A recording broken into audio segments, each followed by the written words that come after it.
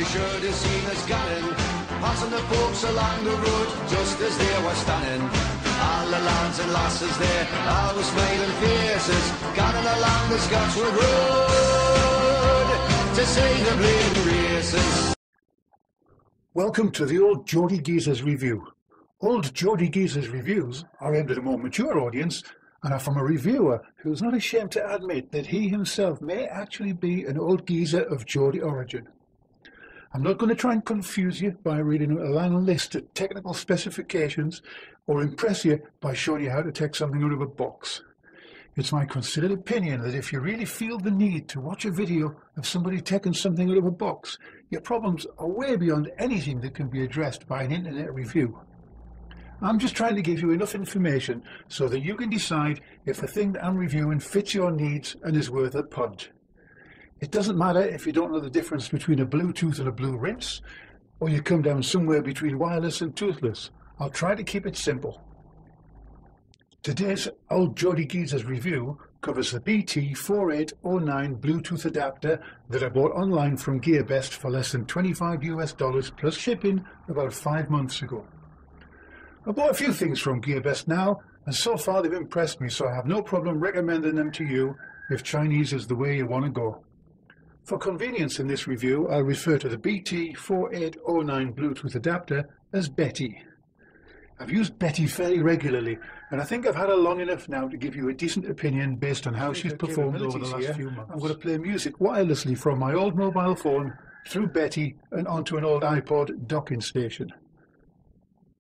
But first of all, let's give Betty the once-over. On one side, she's got a 3.5mm audio socket, a micro USB charging port, and a transmit-receive switch.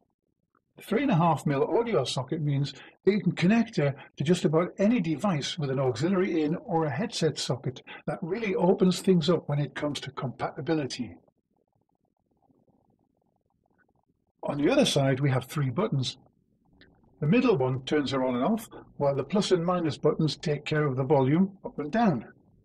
Her only other physical attribute of any interest is a status LED indicator visible through the perspex on the top of the unit. If it shows solid red, Betty's plugged in and is charging. If it's flashing blue, she's looking for somebody to pair with. If it's solid blue, she's found somebody to pair with. And if it's occasionally flashing red, this means she's flagging and she needs a top-up. A few of the lads and lasses that I know would really benefit from having an LED like that bolted to the top of their head. Right, let's get started. I'm going to transmit music from my mobile phone via a wireless Bluetooth link to Betty.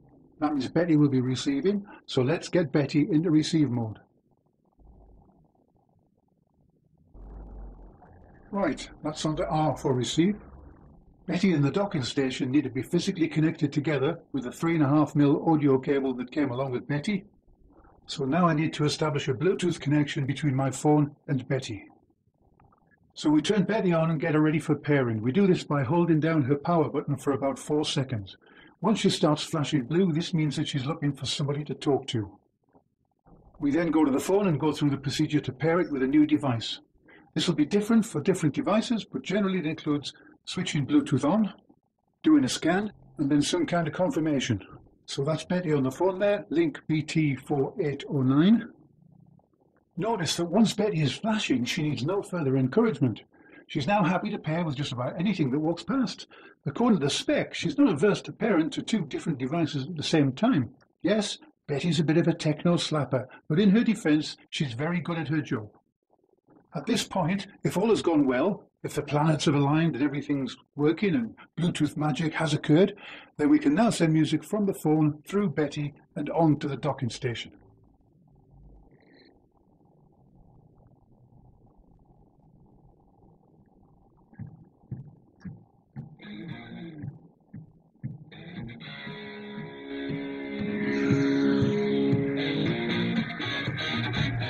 Listen to that, absolutely fantastic. Isn't technology absolutely bloody amazing? Now that we've got some noise, I can show you what else these 3 buttons can do. As I said earlier, the plus and minus buttons will take care of the volume, but you need to press and hold them down for that to happen.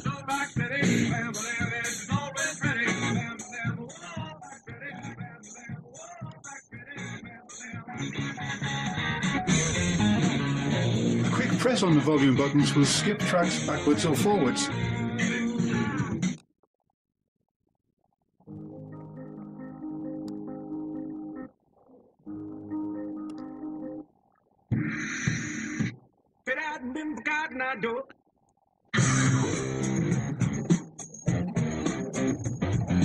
This is an ideal feature for when some bastard has been messing with your playlist and maliciously added Justin Bieber tracks.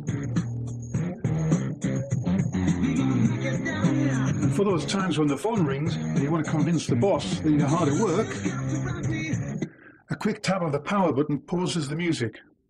And when the conversation is finished, another tap resumes where you left off. This all works very well on my old Nokia here, but be aware that this extra functionality is dependent on the Bluetooth version in use and also the device itself. To switch Betty off, just push down on her power button for a few seconds.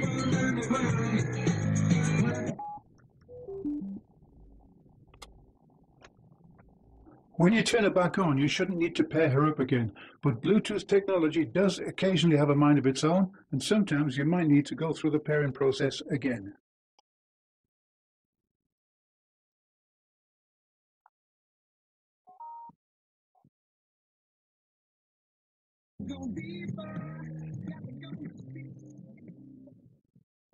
At this point, I think I should mention, for those of you who are not quite up to speed on the ins and outs of Bluetooth, that usually the process for pairing two unrelated devices requires at least one of those devices to initiate the connection. Somebody else really needs to get involved if this is going to be a union to remember. Selecting Betty on the phone sends a message asking her if she fancies a bit of pairing action. As soon as she gets that message, she just automatically says yes, and the deed is done. As I said, she's a bit of a slapper. The reason I'm telling you this is so you know that two Bettys cannot pair with each other. They just sit there flashing with neither capable of making that first move.